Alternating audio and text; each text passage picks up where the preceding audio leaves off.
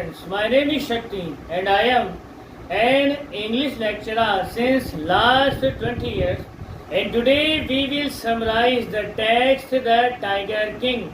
If you are new on our channel and if you like the video, subscribe the channel and press the bell icon so that you can get the notifications of our videos firstly. So without wasting a single second, let's get on to the topic, the summary of the text The Tiger King. अच्छा, इस chapter के writer है कल्कि। अच्छा, इस chapter के essence में ही एक बात है, क्या इंसान अपनी तकदीर को बदल सकता है? और अगर बदल सकता है तो फिर ये क्यों कहा जाता है कि तकदीर का लिखा कभी मिटता नहीं है? अब या तो फर्स्ट स्टेटमेंट सही है कि इंसान अपनी तकदीर को बदल सकता है, और या फिर ये सही है कि तकदीर का लिखा भैया कभी मिटता नहीं है। तो कौन सी बात इसमें से सही है? इस कमेंट को बहुत ही गहराई से रिवील करती है कहानी द टाइगर किंग। तो प्रतिबंधपुरम नाम का एक राज्य है, उस राज्य के राजा के यहाँ बहुत ही एक्स्ट्रा ऑर्डिनरी एक बच्चे का जन्म होता है, और जन्म के समय ही भविष्यवाणी की जाती है कि ये जो बच्चा है ये कोई कॉमन बच्चा नहीं है, राजाओं का राजा, महाराजाओं का महाराज, चक्रवर्ती सम्राट बनेगा और योद्धाओं का योद्धा होगा।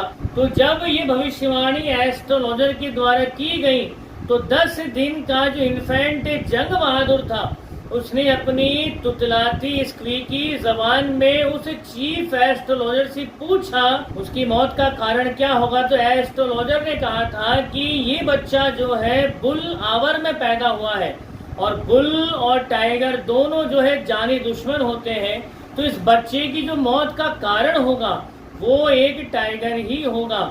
तो ये भविष्यवाणी सुन करके 10 दिन का जंग बहादुर भी ग्रोल करके एक तरह की चेतावनी मानो दे रहा हो टाइगर्स को कि टाइगर तो भला उसे क्या मारेंगे, जंग बहादुर के शक्ल में टाइगरों की मौत आ रही है।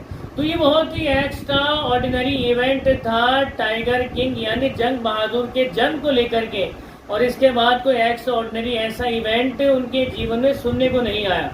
तो जब वो बड़े हुए, जब वो महाराज बने और उनके कान में वो रूमर पड़ा कि साहब आपके बचपन में इस तरह की भविष्यवाणी हुई थी, तो तुरंत ही जंग बहादुर ने चीफ एस्ट्रोलॉजर को दरबार में बुलवाया और उसको कहा, बोले पंडित क्या कहा था तूने, टाइगर मेरे को मारेगा? अभी रुक, मैं इसको रोंग प्रूव करके दिखाता। तो हैंड टू हैंड सीधा महाराज जो है जंगल में पहुंच गया, और वहां पर उसने एक जंगली बीस को, टाइगर को अपने हाथों से मारा और उसकी लाश को दरबार में जो है चीफ एस्ट्रोलॉजर के सामने लाकर के पटक दिया और कहा, बोले क्या रे पंडित, तूने तो कहा था कि टाइगर मेरे को मारेगा, यहाँ तो मैंने टाइगर को मार दिया, तेरी भविष्यवाणी तो गलत साबित हो गई। इतना सुनते ही चीफ एस्ट्रोलॉजर जो है तैश में आ गया। उसने कहा, बोले महाराज पूरी भविष्यवाणी ये है कि आप 99 टाइगर बिना किसी परेशानी के मार दोगे, मगर 100वां टाइगर आपकी जान लेकर के रहेगा। अब ये शब्द सुन करके महाराज को और गुस्सा आ गया, जिद्दी तो थे ही, रगों में वो राजशाही खून था तो उसने जोश मार लिया। तो महाराज ने प्रतिज्ञा करी कि जब तक वो 100 टाइगरों को नहीं मार लेंगे वो अपना कोई भी राज का कार्य नहीं संभालेंगे, और उसी दिन से महाराज टाइगर हंटिंग के लिए निकल पड़े। तो उन्होंने अपनी शपथ के अकॉर्डिंग कुल मिलाकर के 70 टाइगरों को मार डाला, और इतनी तादाद में टाइगर मरे कि प्रतिबंधपुरम से बिल्कुल सफाया ही हो गया टाइगर्स का। तो एक स्थिति उनके सामने खड़ी हो गई कि यार अब क्या किया जाए। तो महाराज ने दीवान को ये प्रपोजल दिया कि नियर बाई जो हमारी स्टेट्स हैं यहाँ पर पता करिए कि सबसे ज्यादा टाइगर पॉपुलेशन कहाँ पर है, और वहाँ पर अगर कोई राजकुमारी अनमैरिड हो तो वहाँ पर हमारा रिश्ता भिजवा दीजिए। दीवान ने वैसा ही किया। तो पड़ोस में एक स्टेट था, वहाँ पर काफी अच्छी तादाद थी टाइगर्स की जंगलों में, और राजकुमारी भी अनमैरिड थी। तो महाराज ने शादी का प्रस्ताव भिजवाया और उनकी शादी हो गई। तो अब यदा कदा महाराज अपने ससुराल पहुंच जाते हैं तो महल तो बाद में जाते हैं, पहले सीधा जंगल पहुंच करके 4-5 टाइगर मार डालते हैं। तो इस तरह से करते करते कुल मिलाकर के 99 टाइगर से जो है महाराज के महल की शोभा बढ़ा रहे हैं।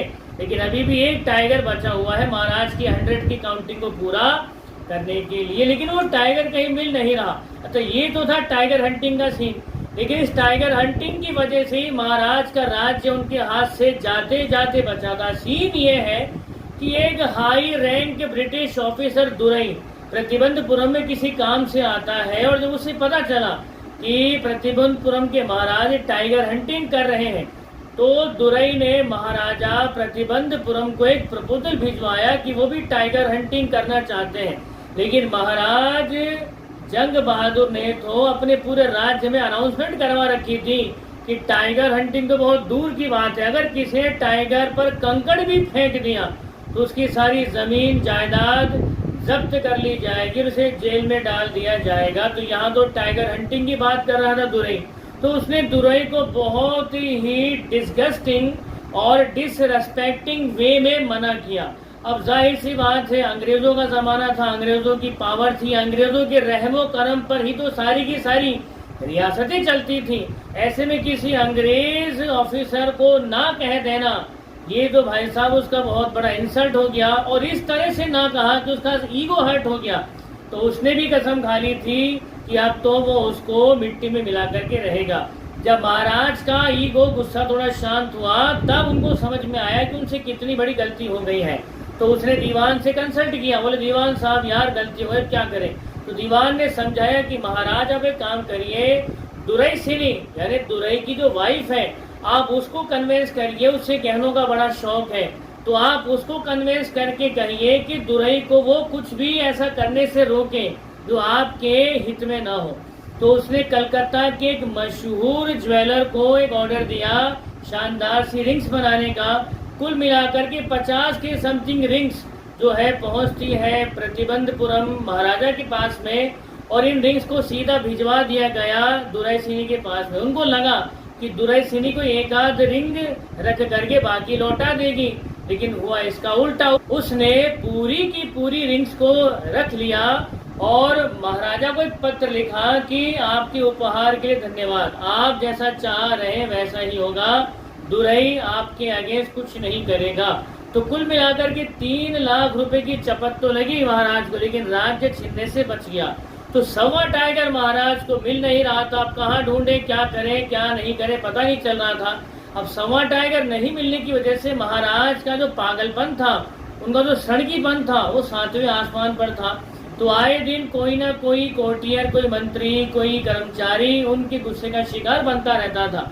तो दीवान ये देखकर समझ गया था कि जल्दी ही इस सड़की को टाइगर नहीं मिला तो उसकी भी खैर नहीं है। तो ये बात, ये परेशानी उसने अपने घर वालों से शेयर करी। तो जैसा दीवान को डर था हुआ भी वैसा ही, महाराज ने उसको बुलवा भेजा और दीवान से कहा कि दीवान साहब सवा टाइगर नहीं मिल रहा है, और अगर सवा टाइगर नहीं मिला तो फिर देख लीजिए क्या होगा। तो दीवान थोड़ा सा टेंशन में घर आता है और घर के अंदर एंटर होते ही देखा कि घर के अंदर मद्रास के चिड़ियाघर से लाया हुआ एक बूढ़ा टाइगर बंधा हुआ है। तो उस समय रात का समय था, तो दीवान उस टाइगर को जो है अपनी गाड़ी में डाल करके सीधा पहुंच जाता है प्रतिबंधपुरम के उस जंगल में जहां पर महाराजा शिकार कर रहे थे। तो उसने टाइगर को वहीं पर ही छोड़ा, क्योंकि वैसे भी पालतू टाइगर था, जाने वाला कहीं था नहीं। और दीवान साहब वापस जो है अपने घर आ गए। नेक्स्ट मॉर्निंग जब जंग बहादुर वापस से निकला हंटिंग के लिए, तो सामने उसको एक शेर बैठा हुआ दिख गया। अब वो अपनी खुशी में ये पता करना भी भूल गया कि अचानक से कोई शेर बैठा कैसे है, और बैठा है तो भाग क्यों नहीं रहा। तो उनको तो खाली अपनी प्रतिज्ञा पूरी करनी थी। तो महाराज ने एम किया, गोली चलाई, धाए, और वो शेर, वो टाइगर जो है एक लाश की तरह गिर पड़ा। महाराज ने अपने असिस्टेंट जो भी हंटर्स थे उनको कहा कि इसकी लाश को लेकर के आओ, हम पूरे प्रतिबंधपुरम में शोभा यात्रा निकालेंगे और इसका एक मकबरा बनवाएंगे, टॉम्ब बनाएंगे कि ये हमारा सवा टाइगर है, हमने अपनी प्रतिज्ञा पूरी कर ली। और महाराज बिना ये चेक किए कि टाइगर मरा या नहीं, हड़बड़ी में वहां से निकल गए। अब जो असिस्टेंट टाइगर थे वो शेर की, उस टाइगर की जो लाश है, उस लाश को जब उठाने ही लगे थे तो वो कंफ्यूज हो गए। वो सोचने लगे यार गोली तो चली लेकिन खून कहीं नहीं निकला, भला गोली लगी तो लगी कहाँ। अभी वो एग्जामिन कर ही रहे थे कि अचानक से टाइगर हड़बड़ा करके उठ बैठा, बेचारा डरा हुआ था और उसको जिंदा देख करके सिट्टी पिट्टी गुम हो गई। और वो सोचने लगे, बोले यार ये तो मरा नहीं है तो जिंदा है। क्या महाराज को इन्फॉर्म करें? तो महाराज को इन्फॉर्म करने का मतलब ये था कि जो भी ये खबर लेके जाता वो 100% भाई साहब कोई बहुत ही सीवियर पनिशमेंट पाता, क्योंकि महाराज जिसने 99 टाइगरों को मार डाला और जिसमें से मोस्टली उसने अपने हाथों से मारे थे, तो वो कभी इस बात को एक्सेप्ट ही नहीं करता। तो वो कभी इस बात को एक्सेप्ट ही नहीं करता है कि कोई टाइगर उसके हाथ से बच गया है। तो जाहिर सी बात है बेवजह बेचारा जो भी ये संदेश लेकर के जाता फालतू में जिंदगी परेशानी में आ जाती। जितने भी असिस्टिंग हंटर्स थे उन्होंने डिसाइड किया कि महाराज को जब ये लगता है कि उन्होंने टाइगर को मार दिया है तो उनको लगने दो ना यार, क्यों फालतू उनके भ्रम को तोड़ा जाए। वैसे भी उनके हिसाब से प्रतिज्ञा पूरी हो चुकी है। तो उन्होंने क्या किया कि एक हंटर ने एम किया और टाइगर के सर के बीचों बीच गोली दे मारी। टाइगर की मौत हो गई। उसकी लाश को लाया गया, एक बहुत बड़ा जुलूस निकाला गया और उसकी लाश को दफनाया गया। तो महाराज ने इससे पहले क्या कसम खाई थी, जब तक वो 100 टाइगर नहीं मारेंगे वो कोई राजपाट का काम नहीं देखेंगे। अब टाइगर मर चुका था तो अब उन्होंने सारा फोकस किया अपने राजपाट और परिवार के ऊपर। तो महाराज का एक बेटा था जिसका जन्मदिन आने वाला था, तो महाराज खुद उसका गिफ्ट ढूंढने निकलते हैं प्रतिबंधपुरम के बाजारों में। तो वहां उसे एक ऐसा वुडन टाइगर पसंद आया जो लकड़ी का बना हुआ था और बहुत ही रफली मेड था। एक्चुअली ये एक अनस्किल्ड कारपेंटर ने बनाया था और इसके अंदर जो फांस है, जो स्लीवर से जो कीले हैं वो बाहर निकली हुई थी। तो इस टाइगर की फिनिशिंग ठीक से नहीं हो रखी थी, तो लेकिन फिनिशिंग नहीं होने की वजह से वो ज्यादा सुंदर लग रहा था। तो प्रतिबंधपुरम महाराज उस टाइगर को घर ले आते हैं और एक दिन अपने बच्चे के साथ उसे खेल रहे होते हैं। तभी एक फांस उनके हाथ में चली जाती है। फांस नॉर्मल सी बात है, आपकी भी चली जाती है। फांस तो बहुत छोटी सी चीज है, कई बार तो खेलते खेलते लोहे तक की लग जाती है, तो हम लोग इतने सीरियसली लेते नहीं। तो महाराज थे, इसने 99 टाइगरों को अपने हाथों से मार दिया हो, उसके लिए भला एक छोटी सी फांस क्या चीज है। लेकिन कहते हैं ना, नियति जो होना है वो होकर के रहता है। 1.25 टाइगर महाराज की जान लेने वाला था।